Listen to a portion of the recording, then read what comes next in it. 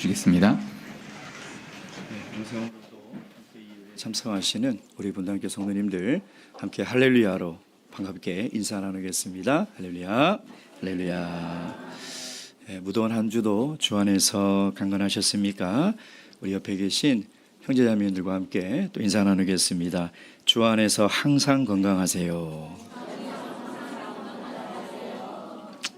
이 건강은 영육 간의 강건함이어야 됩니다. 방금 우리 갈렙 바나바 신도회의 찬양을 들으면서 몇 가지 생각을 했습니다. 첫째는 참 존경스럽다. 여기까지 걸어온 신앙의 길에 얼마나 많은 우여곡절과 또 고난과 시련이 있었겠습니까? 정말 우리 어르신들을 보면 신앙을 끝까지 지키는 것이 정말 힘듭니다. 얼마나 많은 성도들이 이 신앙의 길에서 이탈하여 구원의 은혜를 상실한 채 살아가는지 모릅니다. 근데 우리 어르신들 지금까지 이 걸어온 이 신앙의 길을 생각하면 정말 존경스럽다. 물론 하나님의 은혜가 틀림이 없는 것이죠. 두 번째로는 이 길을 우리가 반드시 쫓아가야 되겠다. 선배님들이 앞서 걸어가는 이 길을 우리 후배들이 반드시 따라가야 되겠다. 그래서 다음에는 우리 마가신라회에서 찬양을 하지 않을까라는 기대를 가져봅니다. 세 번째는 우리 많은 신도회들이 안식일 날 찬양으로 하나님께 영광을 돌렸으면 좋겠다. 하나님이 제일 기뻐하는 찬양은요, 목소리가 좋고 화음이 어우러지는 것이 아닙니다. 중심에서 드리는 찬양이죠. 가사의 내용처럼 그런 삶을 살아가는 사람이 드리는 그 찬양은 투박해도 음정박자가 다 틀려도 하나님이 제일 감동받으시고 기뻐하시는 찬양이라는 것입니다. 우리 엘리사벳 어르신 가만히 있으면 안 되겠죠? 영은의 다음 주를 제가 기대해 보겠습니다. 사실 이 수많은 인생에 담긴 우리 성도들의 고백의 찬양은 하나님이 정말 기뻐하십니다. 그래서 꼭 우리 모든 신도회들이 우리 갈렙 신도회가 얼마나 모범을 보였습니까? 그 길을 잘 쫓아 걸어가는 우리 교회가 되기를 주님의 이름으로 축원드립니다. 예수 그리스도 이름으로 하나님 말씀 증거하도록 하겠습니다. 사도행전 13장 20절에서 23절 말씀. 사도행전 13장 20절에서 23절 말씀. 오늘 우리에게 주시는 이 계시의 말씀을 통하여 우리 교회 공동체와 우리를 향하신 하나님의 뜻과 음성을 다 듣고 깨달을 수 있도록 이 말씀 한 목소리로 봉독하겠습니다. 20절부터 23절 시작. 그 후에 선지자 사무엘 때까지 사사를 주셨더니 그 후에 저희가 왕을 구하거늘 하나님이 베냐민 지파 사람 기스의 아들 사울을 40년간 주셨다가 배하시고 다윗을 왕으로 세우시고 증거하여 가라사대 내가 이새의 아들 다윗을 만나니 내 마음에 합한 사람이라 내 뜻을 다 이루게 하리라 하시더니 하나님이 약속하신 대로 이 사람의 씨에서 이스라엘을 위하여 구주를 세우셨으니 곧 예수라. 아멘. 작년 대전 훈련센터에서 목자 안립식이 있었습니다. 늘 목자 안립식이 되면 하나님이 일꾼으로 세우는 아주 귀한 시간이죠. 그래서 참석할 때마다 그 시간은 저에게 굉장히 큰 반성과 도전, 또 회개, 또 초심으로 돌아가는 그런 귀한 시간입니다. 목자 안립이 끝이 나고 마지막 순서에 이 목자님이 담임하고 있는 교회의 모든 성도님들이 이 안립식에 오셨어요. 그리고 이 목자님의 앞길을 축복하고 용기를 주는 찬양을 하나님께 올려드렸습니다.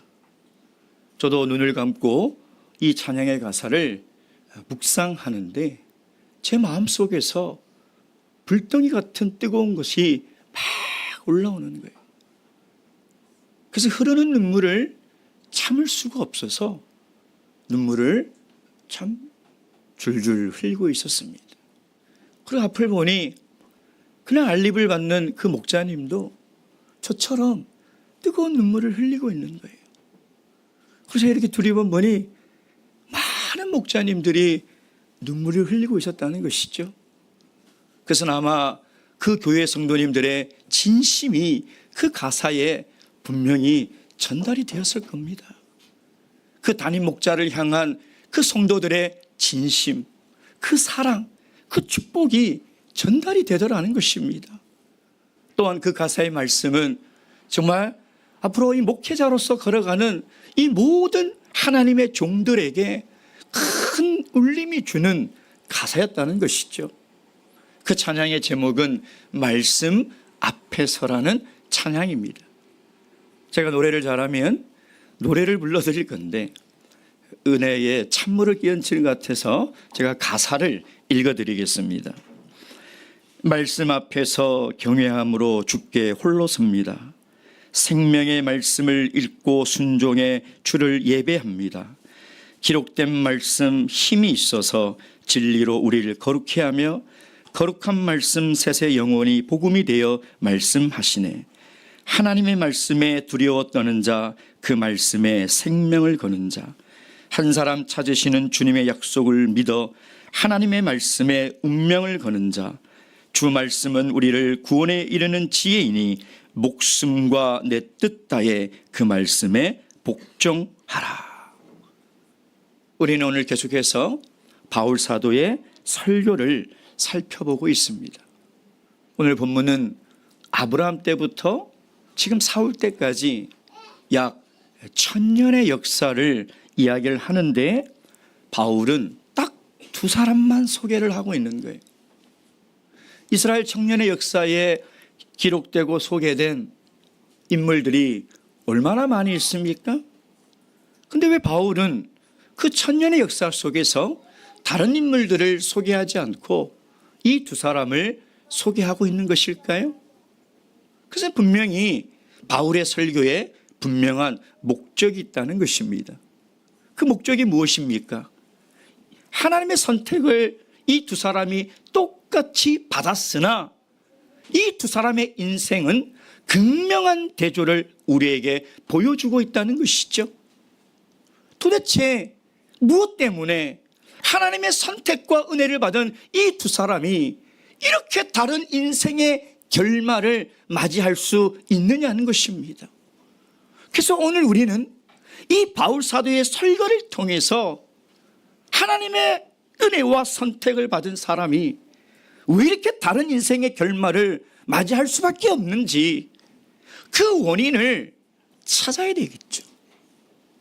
그리고 그 원인을 찾아서 우리가 깨달아 이 믿음의 길을 걸어가야 한다는 것입니다. 바울은 첫 번째 우리에게 소개하고 있는 이 사람이 누굽니까? 21절 다시 읽겠습니다. 시작. 그 후에 저희가 왕을 구하거늘 하나님이 베냐민 지파 사람 기스의 아들 사울을 40년간 주셨다가, 하나님께서 첫 번째 세운 왕은 사울인데 사울은 하나님께 버림받았다는 거예요. 하나님의 선택을 받은 자가 결국은 하나님의 버림을 받았다는 것입니다.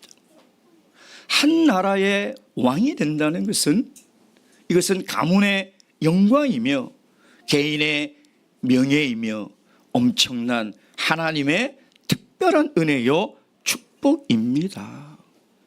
더군다나 한 나라 역사의 첫 번째 왕이 된다는 것은 그 무엇과도 비교할 수 없는 하나님의 특별한 은혜가 틀림이 없는 것이죠. 여러분, 사울이 이스라엘 왕이 된 것이 백성들의 투표에 의해서 그가 왕으로 세워진 것이 아니라 하나님께서 선택하시고 기름을 부어 이스라엘의 첫 번째 왕으로 세우셨다는 것입니다.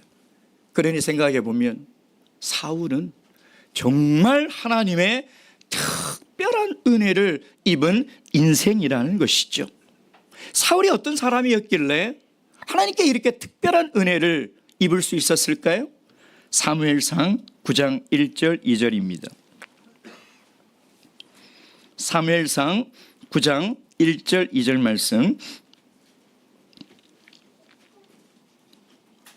사무엘상 9장 1절 2절 다 함께 읽겠습니다. 시작. 베냐민 지파의 기스라 이름하는 유력한 사람이 있으니 그는 아비엘의 아들이요 스롤의 손자요 베고라스의 증손이요 아비아의 현손이라 베냐민 사람이더라.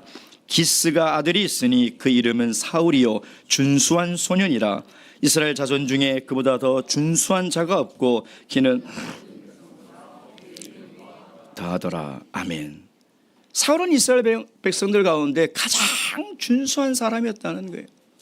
그만큼 외적으로 뛰어난 사람이었다. 이게 준수한 사람이라는 것은 이스라엘의 왕으로서 가장 적합한 사람이었다는 것입니다. 더욱이 21절, 사울이 대답하여 가로되 나는 이스라엘 지파의 가장 작은 지파 베냐민 사람이 아니오며 나의 가족은 베냐민 지파 모든 가족 중에 가장 미약하지 아니하나이까 당신이 어찌하여 내게 이같이 말씀하시나이까. 하나님께서 왕으로 세우겠다는 선지자의 말에 사울은 너무나 겸손하게 이야기를 하고 있는 것이죠. 그러니 사울은 외적으로도 뛰어난 사람이며 내면적으로도 아주 훌륭한 가장 완벽한 사람이었다는 것입니다. 그래서 하나님은 사울을 이스라엘의 첫 번째 왕으로 세우셨던 것이죠. 그러나 사울이 왕이 된 이후에 변해가기 시작했어요. 참 이상하게 변해가기 시작했다는 것입니다. 시간이 지날수록 그는 더 이상 하나님 앞에 겸손한 사람이 아니었어요. 결국 그의 마지막은 전쟁터에서 비참한 최후를 맞이하고 죽습니다. 사무엘상 31장 6절 말씀, 31장 6절 말씀, 6절 다 함께 읽겠습니다. 시작. 사울과 그 세 아들과 병기든 자와 그의 모든 사람이 다 그날에 함께 죽었더라. 사울은 다른 사람은 받지 못한 하나님의 특별한 선택과 은혜를 받은 사람이었어요. 그러나 스스로 그 하나님의 은혜를 차버리고 스스로 멸망의 길을 걸어가 멸망한 사람이 되었다는 것이죠. 가장 불행하고 가장 미련하며 가장 불쌍한 인생이 되어버렸다는 거예요. 그래서 본문의 사도행전 13장 22절에 사울을 40년간 주셨다가 패하시고, 누가 패하셨을까요? 하나님께서 패하셨다는 거예요. 즉 하나님께서 버리셨다는 거예요. 여러분, 하나님께 유기당한 인생, 하나님께 버림받는 인생이 무슨 희망이 있겠습니까? 그 인생처럼 불행한 인생은 이 세상에 없는 것이에요. 근데 사울은 왜 하나님의 특별한 은혜를 받았다가 하나님께 버림받는 사람이 되어버린 것일까요? 그 이유는 하나님께서 자신을 선택하여 특별한 은혜를 주신 그 목적을 망각했기 때문인 것이에요. 하나님이 왜 사울을 이스라엘의 첫 번째 왕으로 세우셨습니까? 하나님이 왜 사울에게 특별한 은혜를 주셨습니까? 그 목적이 무엇이에요? 그 왕의 자리에서 하나님의 나라를 섬기며 하나님의 백성들을 하나님의 말씀으로 잘 통치하라는 것이에요. 그것이 하나님께서 사울을 선택하여 특별한 은혜를 허락하신 이유요 목적이었다는 것입니다. 그러나 사울은 왕이 된 이후에 이것을 망각해버렸어요. 왜 내가 하나님의 은혜를 받았는지, 하고 많은 사람들 가운데 하나님이 왜 나를 선택하셔서 이스라엘의 첫 번째 왕으로 세우셨는지, 그 은혜와 목적을 망각한 채 하나님이 주신 그 왕권을 사용해서 자신의 욕망을 채우며 살아갔다는 것입니다. 그래서 자신의 왕권을 위협하는 다윗을 죽이려고 했던 것도 뭐냐면 자신의 욕망에 방해가 되는 거예요. 사울은 천천히요, 다윗은 만만이니, 야, 다윗을 살려뒀다가는 내 왕권이 위태할 것이고 내가 왕에서 내려오는 순간 내 욕심을 채우며 살아갈 수 없겠다는 그 생각 때문에 사울은 평생 다윗을 죽이려 쫓아다녔다는 것이죠.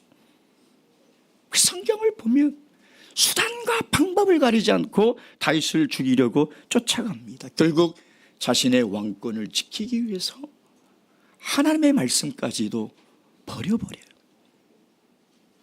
하나님의 말씀까지도 불순종하는 사람이 되어버린다는 것이죠. 사무엘상 15장 1절, 사무엘상 15장 1절 다 함께 읽겠습니다. 시작. 사무엘이 사울에게 이르되 여호와께서 나를 보내어 왕에게 기름을 부어 그 백성 이스라엘 위에 왕을 삼으셨은즉 이제 왕은 여호와의 말씀을 들으소서.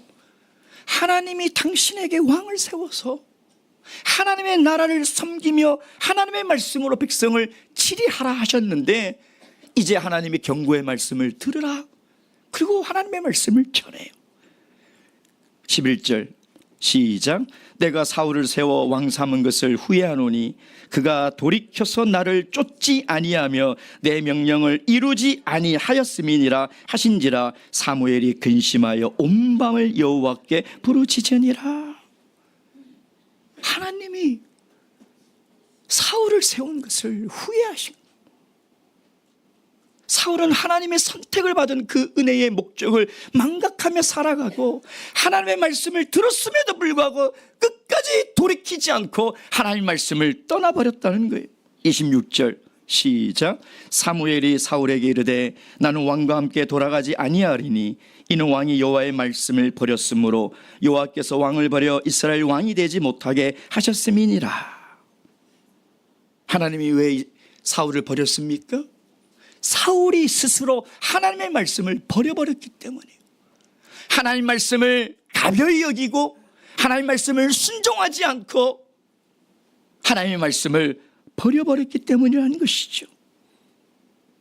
여러분, 하나님은 수많은 사람 가운데 저와 여러분을 택하셨어요. 이 택함 받은 이 은혜는 무엇과도 바꿀 수 없는 하나님의 특별한 은혜라는 것입니다. 하나님이 왜 나를 구원해 주셨습니까? 하나님이 왜 나를 하나님의 자녀로 삼아 주셨습니까? 여러분, 그것을 망각해서는 안 돼요. 그것을 망각하는 순간 나도 사울처럼 하나님이 나를 구원하신 그 목적을 잊어버리고 내 욕심과 내 욕망을 채우려고 살아갈 수 있다는 거예요. 여러분, 하나님이 왜 우리를 구원해 주셨습니까? 한 신앙인이 변질되어 가고 한 신앙인이 이상하게 변해가는 그 기점이 뭐냐? 이 하나님의 은혜를 망각하는 순간이에요. 이 하나님의 은혜를 잊어버리는 순간 이 신앙인은 사울처럼 스스로 돌이키지 않아요. 하나님의 말씀을 하나님의 말씀을 버렸다는 게 뭐예요? 하나님의 말씀을 이제 믿지 않고 따르지 않고 순종하지 않는다는 것입니다. 사랑하는 성도 여러분, 저와 여러분은 하나님의 특별한 은혜로 하나님의 자녀가 된 것입니다. 하나님이 왜 우리를 선택하셨습니까? 왜 우리를 구원하셨습니까? 하나님의 나라를 섬기라는 것입니다. 무엇을 하든지 하나님의 영광을 위해서 살아가라는 거예요. 내 욕심을 채우려고 살아가지 말고 내 욕망을 채우려고 살아가는 것이 아니라 하나님의 나라와 하나님의 의를 위해서 살아가라는 것입니다. 여러분, 이 은혜를 망각해서는 안 돼요. 이걸 망각하는 순간 우리의 인생도 불행한 인생이 되어버린다. 바라옵기는 하나님께서 우리를 선택한 이 선택의 은혜와 이 목적을 잊어버리지 마시고 꼭 기억하셔서 하나님의 나라와 하나님의 의를 위하여 우리의 일생을 다 바치며 살아갈 수 있는 그런 귀한 성도님 되시길 주님의 이름으로 축원드립니다. 두 번째, 하나님께서 세우신 사람이 있습니다. 우리 본문 사도행전 13장 22절 말씀, 22절 다 함께 읽겠습니다. 시작. 패하시고 다윗을 왕으로 세우시고 증거하여 가라사대 내가 이새의 아들 다윗을 만나니 내 마음에 합한 사람이라 내 뜻을 다 이루게 하리라 하시더니. 아멘. 하나님은 사울을 패하시고 두 번째 왕으로 다윗을 세우셨습니다. 근데 그 세우는 과정을 보면 22절에 내가 이새의 아들 다윗을 만나니, 이 말은 하나님이 우연히 가다가 다윗을 만났다 이런 뜻이 아니에요. 만나다라는 이 원문의 의미는 뭐냐면 자세히 관찰하여 찾아내다. 즉 수많은 돌멩이 가운데 보석을 찾듯이 하나님이 자세히 관찰하여 찾아내었다라는 뜻이에요. 즉 하나님이 다윗을 왕으로 세운 것은 우연도 아니요, 하나님이 그냥 세운 것이 아니라 하나님의 철저한 계획과 하나님의 뜻 가운데 다윗을 찾아내고 세우셨다는 것이죠. 그리고 다윗의 일생 앞에 꼭 따라붙는 수식어가 있죠. 하나님의 마음에 합한 사람. 저는 이것이 너무 부러워 죽겠어요. 너무 부러워요. 여러분, 사람도 살아갈 때에 내 마음에 맞는 사람을 만나면요, 그게 제일 큰 행복이에요. 그게 제일 기쁨이에요. 여러분, 남편이라고 만났는데 잘생기고 돈은 있는데 내 마음에 하나도 안 맞아. 뭘 행복이 있어요. 아내라고 맞았는데 예쁘고 늘씬하고 돈도 많은데 마음에 맞는 게 하나도 없어. 무슨 행복이 있습니까? 그럼 하나님과 우리 사이는 어떠냐 이 말이에요. 하나님이 은혜를 베풀어 우리를 구원했는데 하나님의 마음에 맞는 것이 하나도 없어요. 어떻게 그렇게 하루하루 하나님의 마음을 아프게 하고 하나님을 근심되게 하며 하나님의 선택에 후회되는 삶을 살아가냐 이 말이에요. 근데 다윗은 하나님의 마음에 합한 사람이에요. 여러분, 이게 얼마나 귀한 삶입니까? 근데 하나님의 마음에 합하다라는 이 원문이 뭐냐면 하나님의 마음을 쫓아가는 사람이란, 다시 얘기하면 하나님의 말씀을 쫓아가는 사람. 여러분, 하나님의 마음이 어디에 있습니까? 이 말씀 안에 있는 거예요. 우리가 하나님의 말씀을 쫓아가면 하나님이 제일 기뻐하세요. 말씀을 쫓아가는 자가 하나님의 마음에 합한 사람이요, 말씀을 쫓아가는 사람이 하나님의 마음에 맞는 사람이라는. 도대체 뭐가 하나님의 마음에 맞는 사람이에요? 누가 하나님의 마음에 맞는 사람이냐 이 말이에요. 하나님의 말씀을 쫓아가는 사람이, 그 사람이 하나님의 마음에 맞는 사람이라. 그래서 하나님이 얼마나 마음에 맞으면 이 다윗을 통하여 온 인류의 구주이신 예수 그리스도를 보내겠다고 약속하시잖아요. 여러분, 이것보다 더 큰 은혜가 어디 있습니까? 내 삶을 통하여 하나님의 놀라운 계획이 이루어지고 그 약속이 성취될 수 있다는 것. 23절 말씀 다 함께 읽겠습니다. 시작. 하나님이 약속하신 대로 이 사람의 씨에서 이스라엘을 위하여 구주를 세우셨으니 예수라. 근데 사울과 다윗을 이렇게 저렇게 비교해 보면요, 다윗이 사울보다 더 좋은 사람이라고 이야기할 수 없다는 거예요. 인간적인 측면으로 보면 다윗이 버림을 받아야 돼요. 오히려 인간적으로 생각하면 다윗이 하나님께 버림받은 인생이 되어버려야 돼요. 여러분, 다윗이 얼마나 나쁜 사람입니까? 왕이 되었을 때 이 전쟁에 있는 우리아의 아내 밧세바를 범합니다. 임신을 해요. 이 사실을 숨기기 위해서 그 충성스러운 충복 우리아를 전쟁에서 죽이라고 명령하죠. 살인 교사를 한 거예요. 우리아는 영분도 모른 채 전장에서 죽었습니다. 그리고 다윗이 한 짓이 뭐예요? 그 밧세바를 궁으로 불러들여 아내로 취합니다. 이렇게 교활하고 악랄하며 사악한 인간이 세상에 어디 있냐 이 말이에요. 그러니 인간적으로 볼 때는 하나님의 마음에 합하다는 것이 도저히 이해가 되지가 않아요. 하나님은 윤리도 없고 도덕도 없으며 하나님이 이렇게 반인륜적인 사람을 하나님이 사용하시냐 이 말이에요. 어떻게 이럴 수가 있냐 이 말이에요. 여기에는 하나님의 놀라운 은혜의 비밀이 있는 것이죠.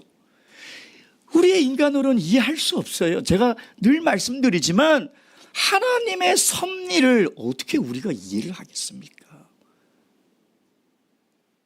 그러나 그 이유를 찾아볼 수 있어요. 사무엘하 12장 1절, 사무엘하 12장 1절에서 13절, 시간 관계상 다 읽지 않겠습니다. 이제 이 범죄한 이후에 하나님이 나단 선지자를 보내서 이제 한편의 설교의 말씀으로 이 다윗에게 이야기합니다. 설교를 하는 거예요. 자, 그리고 7절, 나단이 다윗에게 이르되 당신이 그 사람이라. 적용을 하는 거죠. 많은 성도들이 설교를 들으면 자기는 아니에요.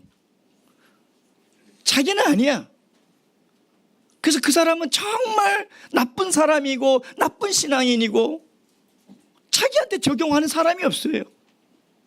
좋은 축복과 은혜 얘기는 다 또 자기 거야. 다 아멘. 이게 불행의 이유예요. 이런 신앙인은 절대 건강한 신앙인이 될 수가 없어요. 나단 선지자가 설교하는 거예요. 근데 그거 듣고 자기에게 적용을 안 해요. 아주 그 나쁜 사람이구나. 반드시 죽여야 된다. 그랬더니 그 사람이 당신이라는 거예요. 그때니 다윗이 어떻게 얘기합니까? 13절 시작. 다윗이 나단에게 이르되 내가 여호와께 죄를 범하였노라 하매 나단이 다윗에게 대답하되 여호와께서도 당신의 죄를 사하였었나니 당신이 죽지 아니하려니와. 다윗은 하나님의 말씀을 듣고 내가 여호와께 죄를 범하였다라고 고백하고 있는, 사울과 다윗의 차이가 있다면 이 지점이에요. 다윗은 하나님의 말씀을 듣고 자신의 죄를 깨달아 진심으로 회개하고 하나님께 돌이켰다는 거예요. 사울은 하나님께 돌이키지 않았어요. 사무엘 선지자의 말씀을 듣고도 끝까지 돌이키지 않고 핑계를 대고 핑계를 대며 결국은 멸망의 길로 가버렸다는 것이죠. 여러분, 우리는 잘 알고 있습니다. 하나님의 말씀을 듣고 내가 내 죄를 깨닫는다는 것이 얼마나 힘든 일인지. 많은 성도들이요, 하나님의 말씀을 듣고 자신의 죄를 깨달으려고 하지 않아요. 자신에게 적용하려고 하지 않는다는 것입니다. 정말 어려워요. 하나님의 말씀을 전하면 다 성질을 내세요. 왜 나에게 이런 말을 하냐고. 상처받았다고. 교회 안 나오겠다고. 그래서 무서워서 말씀을 못 전해요. 상처받을까 봐. 교회 떠날까 봐. 얼마나 불행한 인생이에요. 내 죄가 드러나야 그 죄를 해결할 수 있고 다시 여호와께 돌이켜 하나님 앞에 살 수 있는 길이 여기에 있는데 왜 이 하나님 말씀을 듣고도 죄를 깨닫지 못하냐 이 말이에요. 동시에 하나님 말씀을 듣고 내가 내 죄를 깨달을 수 있다는 것이, 그리고 회개할 수 있다는 것이 얼마나 큰 축복이며 은혜인지를 우리는 너무나 잘 알고 있다는 거예요. 사울은 하나님 말씀을 듣고 끝까지 핑계를 댔어요. 자신의 죄를 깨닫지 못했다는 것이죠. 하나님의 말씀을 가볍게 여겼어요. 결국은 멸망의 길로 가버렸다는 것입니다. 그러니 다윗은 우리에게 큰 소망을 주는 거죠. 여러분, 기독교는 도덕적으로 깨끗하게 살아가라는 종교가 아닙니다. 그것을 뛰어넘고 초월적인 종교예요. 기독교는 윤리적으로 바른 사람을 만들어내는 것이 아니에요.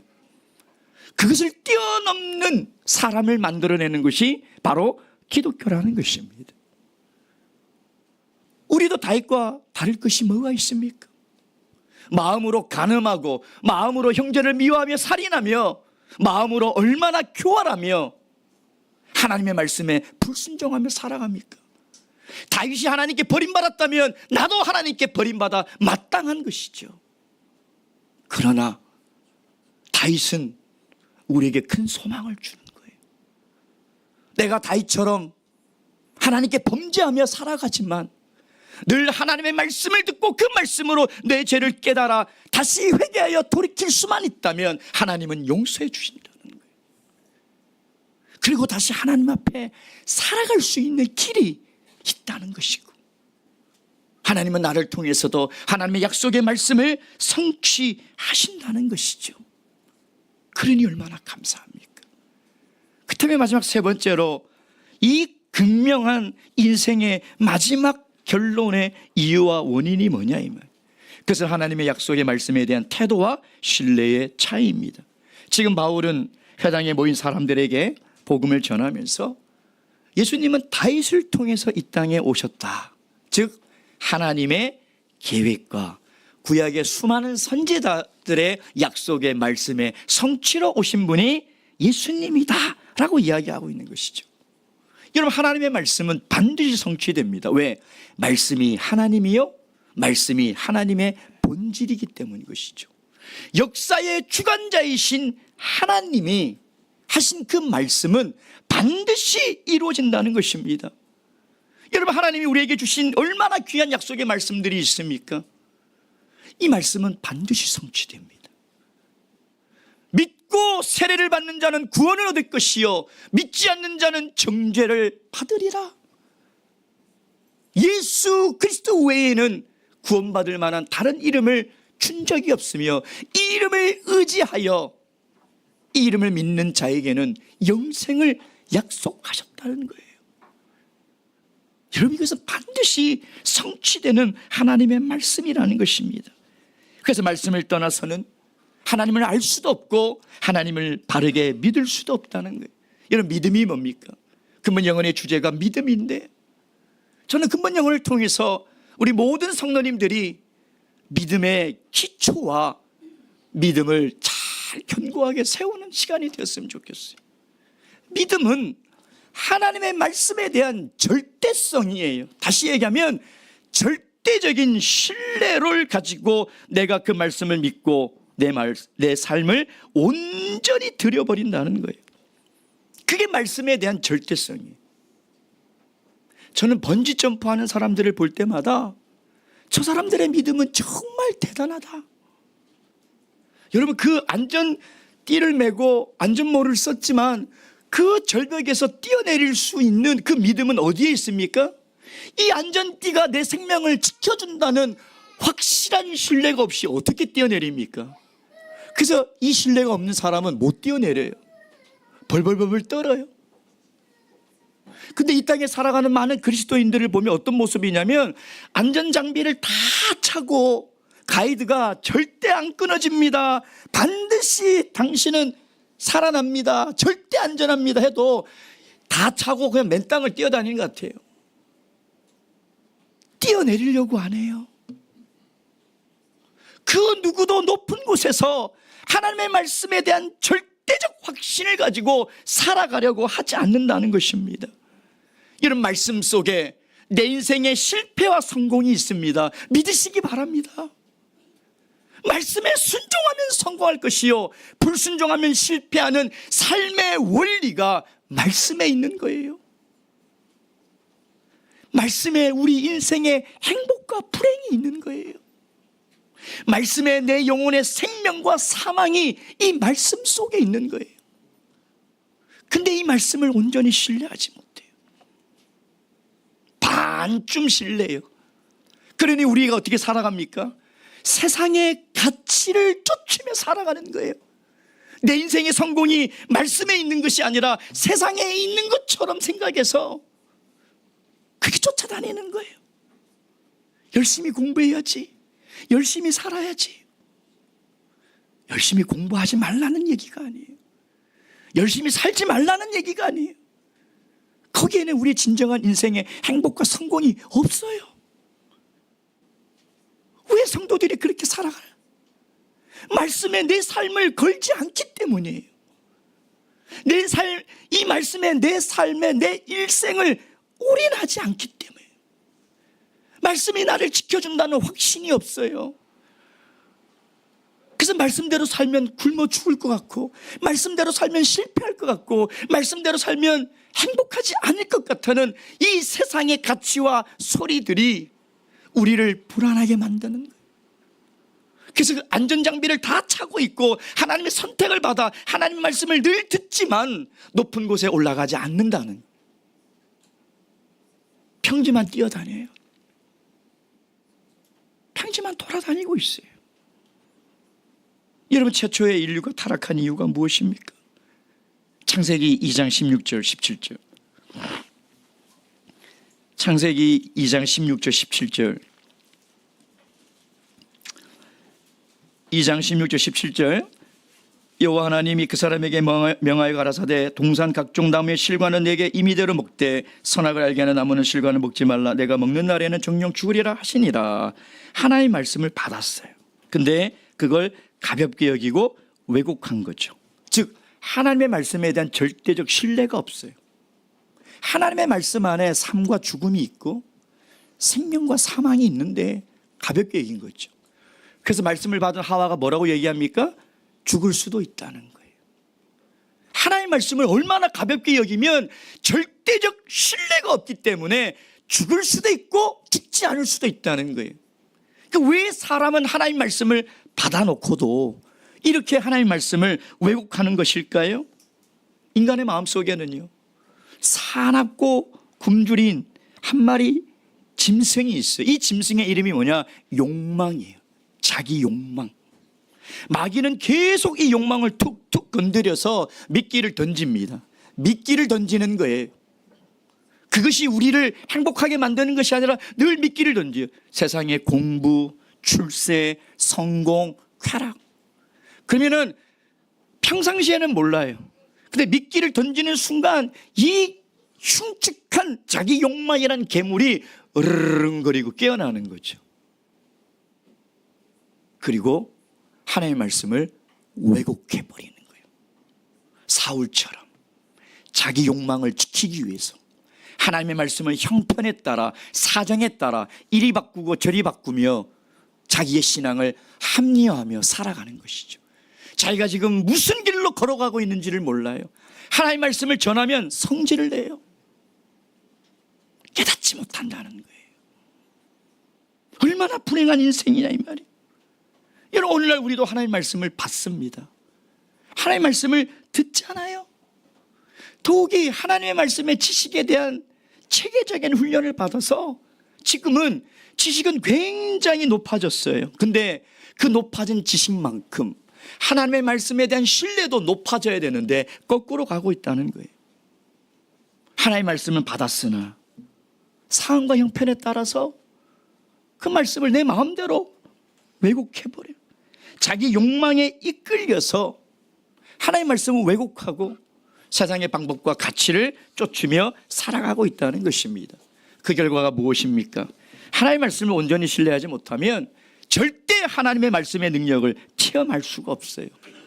말씀이 살아있고 하나님이라는 체험을 평생 하지 못하고 살아가는, 그러니까 겉보기는 번지르르한 신앙인처럼 보여. 입만 열면 신앙의 말을 하고 잘 가르치고 하나님 말씀을 잘 알아요. 근데 영적으로는 무기력한 그리스도인이. 그러니 스스로의 신앙도 병들어가고 교회 공동체에도 해를 끼치는 존재가 되어버리는 것이죠. 세상의 빛과 소금이 되어야 되는데, 세상을 밝히고 썩어가는 세상을 정죄해야 되는데, 이 무기력한 그리스도인들이 세상의 어둠이 되고 세상을 오염시키게 만드는 존재가 되어버린다는 것입니다. 바울은 하나님 말씀에 생명을 걸었습니다. 하나님 말씀에 자신의 모든 삶을 걸어버린 거예요. 그래서 그 말씀을 가르치고 전하고 쫓으며 살아가는 일에 죽음을 두려워하지 않는 거예요. 여러분, 우리가 하나님 말씀에 생명을 걸 때 그 말씀이 우리의 생명을 지켜준다는 것입니다. 하나님 말씀을 떠나서는 하나님을 바르게 알 수도 믿을 수도 없고, 하나님 말씀을 가볍게 여겨서는요 우리의 생명도 없는 것입니다. 바라옵기는 하나님의 말씀에 여러분들의 생명을 거십시오. 그러면 하나님도 생명을 걸어 여러분들의 삶과 신앙을 지켜주실 것입니다. 묵도하시겠습니다.